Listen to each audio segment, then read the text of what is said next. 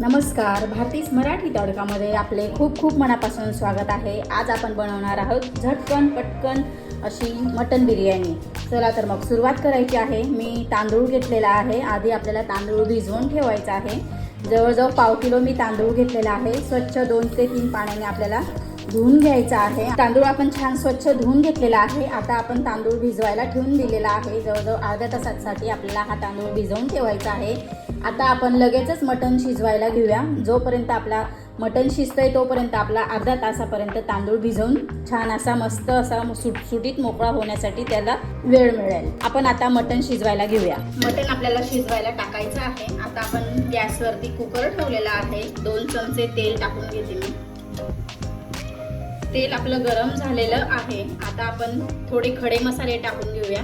खड्या मसाल्यांमध्ये मी घेतलंय 1 चमचा जिरं घेतलंय, 2 वेलच्या घेतल्यात, हिरव्या वेलच्या अशा फोडून घेतल्यात, 1 मोठी वेलची घेतली ती देखील अशी फोडून घेतलेली आहे, दालचिनी घेतली मोठा तुकडा आणि 4 ते 5 मी मिरे घेतलेले आहेत आणि 4 मी लवंग घेतले आहेत आणि त्याच प्रकारे चक्री फुलचे असे 2 तुकडे घेतलेले आहेत, ते टाकून घ्यायचे आहेत आपल्याला। मसाले छान असे थोडे भाजून घ्यायचे आहेत आपल्याला। आता आपल्याला टाकून घ्यायचं आहे यात 2 कांदे कापून घेतले होते मोठ्या आकाराचे असे लांब लांब, ते टाकून घ्यायचे आहेत।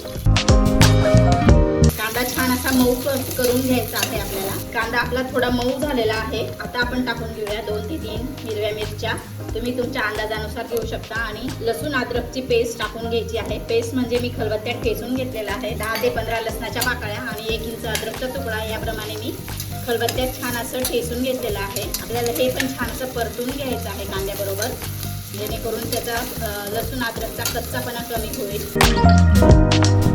कांदा छान आपला मऊ झालेला आहे। आता आपण टोमॅटो टाकून घेऊ। 1 मोठ्या आकाराचा टोमॅटो होता, तो असा लांबसळ असा मी कापून घेतलेला आहे, तो पण आपल्याला मऊ करून घ्यायचा आहे।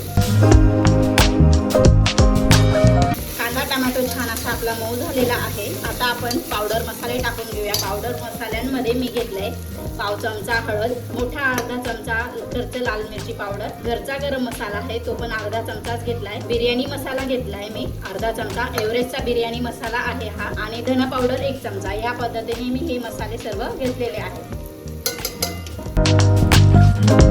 आता आपल्याला यात टाकून घ्यायचं आहे दही। जवळजवळ 2 ते 3 चमचे भरून मी दही घालणार आहे, त्यामुळे मी टोमॅटो देखील मी एकच टाकलेला आहे। दही जास्त आंबट देखील नकोय। मसाल्यांमध्ये छान मिक्स करून घ्यायचं आहे।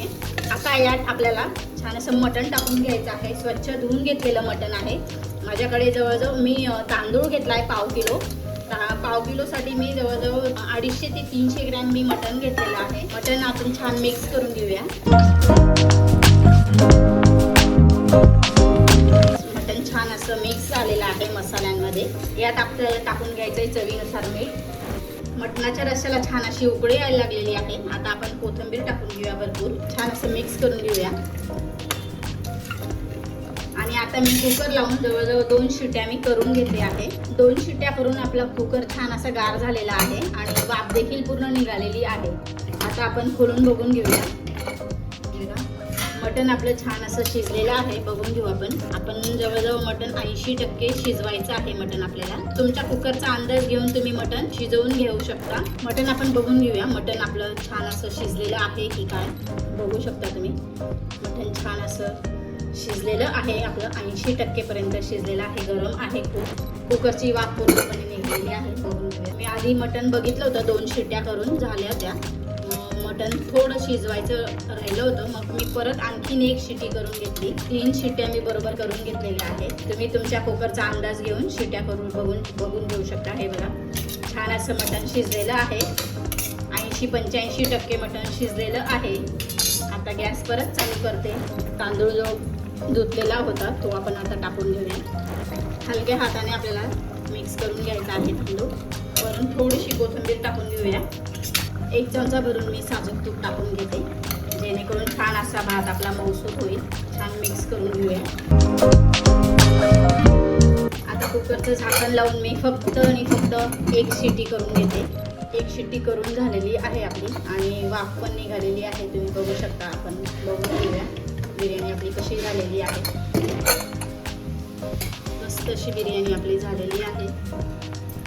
मस्त अशी मोकळी बिर्याणी झालेली आहे। मिक्स करून घेऊया आपण. वरून आपण कोथिंबीर टाकून घेऊया.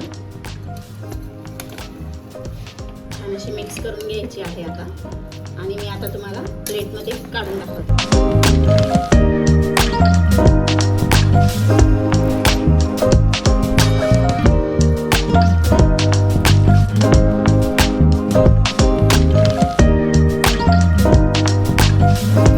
साध्या सोप्या पद्धतीने अगदी घरातल्या साहित्यामध्ये आपण ही मटन बिर्याणी बनवलेली आहे.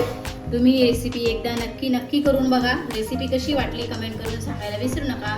रेसिपी आवडली असेल तर लाईक करा, शेअर करा आणि सबस्क्राईब करायला विसरू नका. धन्यवाद.